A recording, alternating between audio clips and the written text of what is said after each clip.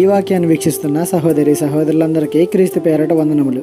ఈరోజు వాక్యం ద్వారా దేవుడు మనతో చెబుతున్న మాట, ఒకరి నడత యెహోవా చేతనే స్థిరపరచబడును, వాని ప్రవర్తన చూచి ఆయన ఆనందించును. కీర్తన గ్రంథము 37వ అధ్యాయం 23వ వచనము.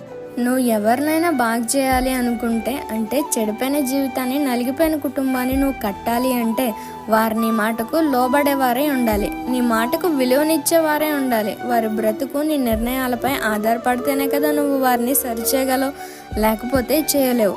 అలాగే దేవుడు ఒకని నడతను స్థిరపరచాలి అంటే వాడు తన జీవితంపై పూర్తి అధికారం దేవునికి ఇచ్చిన వాడే ఉండాలి. దేవుని కొరకు తన సర్వాన్ని సమర్పించిన వాడే ఉండాలి.